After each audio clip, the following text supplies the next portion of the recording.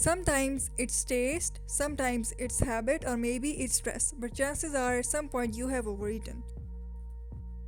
It takes about 20 minutes for your brain to send a signal to stomach to let you know that you are full. Overeating occurs when you continue to eat beyond this point of fullness.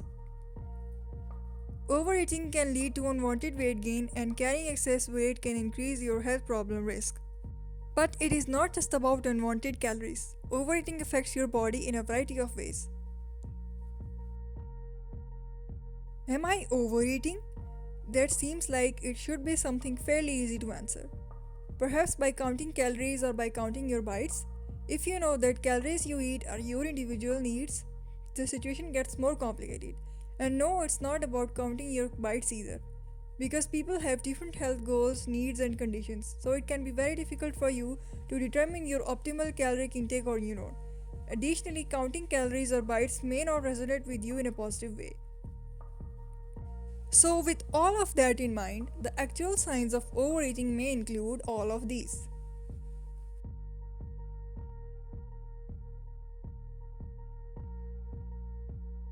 Side effects of overeating develop over time. It takes weeks to months to years for it to affect your digestive system, cholesterol, and could potentially impact your blood sugar management also, which can put you at risk for developing type 2 diabetes and heart disease, which could be both good or bad for you because let's be honest, diabetes does not come alone.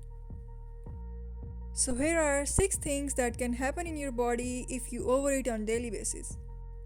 Overeating happens when a person continues to eat beyond the feeling of fullness, and our stomach keeps on stretching to contain all the large amount of food consumed by you. The expanded stomach tends to push against other organs and make you feel uncomfortable. This can make you feel tired, sluggish, or drowsy. You may feel bloated and extremely uncomfortable. Your stomach produces hydrochloric acid in order to break down food into a digestible form. If you overeat, this acid from stomach moves up into your food pipe causing heartburn and acid reflux. But it usually happens when you eat food loaded with fats and too close to your bedtime. Another side effect of overeating on a regular basis is insulin resistance, which is a precursor to many other metabolic diseases. Fatty liver is one such condition. If left unchecked, it can progress to non-alcoholic hepatitis and lead to more serious liver disorder.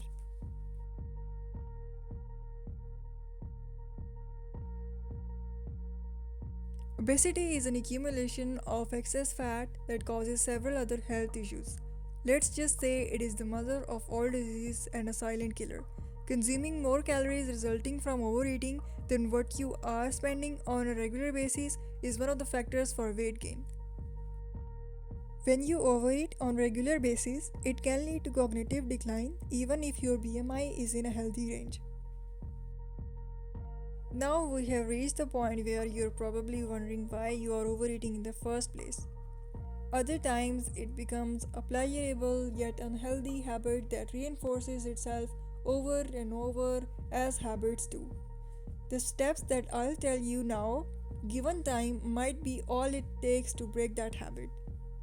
In some cases, however, there could be a more complicated reason why you're overeating. When it's happening habitually, that's when it's time to take a look into why you are overindulging more than usual. There could be some underlying reasoning behind why it's become a habit.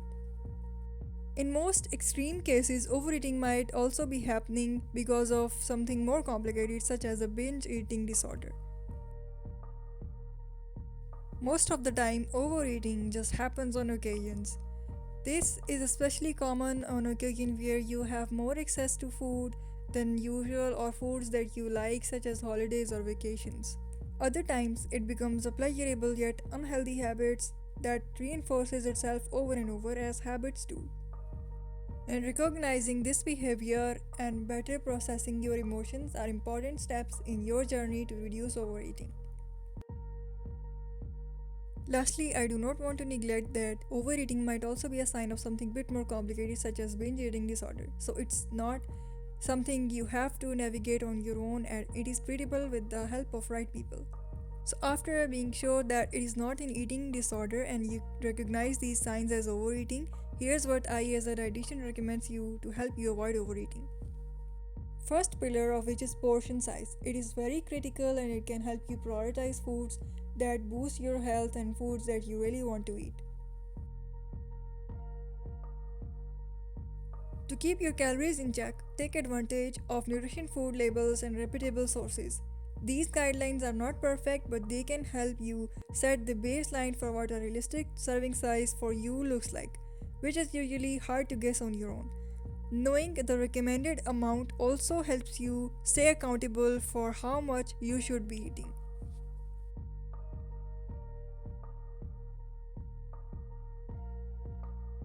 Also, the plates we serve our food on are usually pretty large, so even just something as simple as decreasing your plate size can help you stick to your more appropriate portion sizes and avoid overeating, especially for those who have been taught to finish everything on their plate. Fiber keeps you full and also it increase the feeling of fullness after eating, which can help reduce overeating tendencies. So stop starving and start having snacks if you want to keep yourself full and you won't be tempted to eat more and more. Proteins and healthy fats in your diet along with fibers keep you full and would stop post-meal energy crashes. Since starvation and snacks have entered the chat, every other person we come across nowadays are doing intermittent fasting for whatever reasons. But let me tell you, the foundation of intermittent fasting is skipping meals. It may lead to a feast or famine mentality that inevitably leads to overeating. Skipping meals can cause intense hunger, which for many people tends to result in episodes of overeating once you finally eat. And yes, it's a warning. Instead, I recommend eating healthy snacks between meals or eating smaller meals more regularly throughout the day. We've all wondered if there's a list of foods that we can completely write off as if there is a list. But here again, it's not that simple. Because everyone has their own individual preferences on foods and drinks they enjoy most. So, advice on which foods to keep your eye on will vary from person to person. Most people tend to overeat calorie dense food or processed foods they view as treats, including those high in salts, added sugar, saturated trans fats, empty calories. And while there is no food you should overeat, since even eating too much of healthy fiber rich food may lead to unwanted digestive distress. Cues for thirst can be often mistaken as hunger cues, especially when you are feeling hungry or craving a snack at a time you shouldn't. Just taking a few sips of water can help you determine that if you are actually hungry or just thirsty.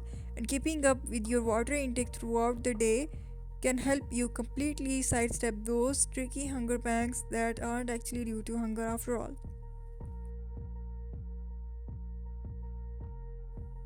There are a lot of reasons you might want to eat, but there is only one you need to: nourishing and energizing your body.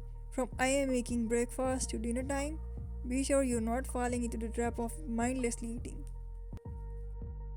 If you're not paying attention to the actual snack or meal you're eating and why you're eating it, chances are you are not really paying attention to your body's cues for hunger or appetite either. When you're not in tune with when it's time to stop eating, you're most likely to overeat. Being mindful about your meals and what you are eating is important, since paying attention to your body's cues can help you connect to the process of enjoying food as a way of nourishing your body. Most importantly, not overeating also means you are actually stopping when you are approaching feeling full, and your mind needs to experience and taste all of the food you are eating.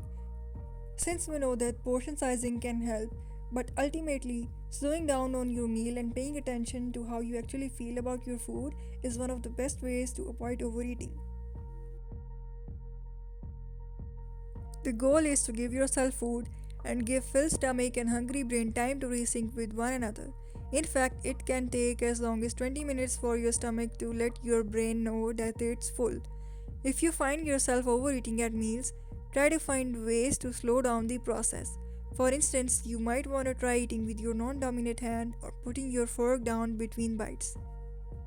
A great way to help encourage paying attention to how you feel after eating is to make a snack time and meal time a distraction free experience. Turning off your TV and sitting down at the table is a great place to start.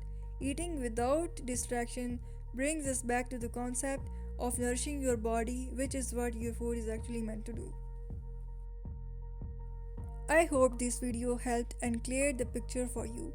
Taking down overeating is easier said than done, but if you are willing to work on this, subscribe my channel, let me know in the comments below and be a part of this community.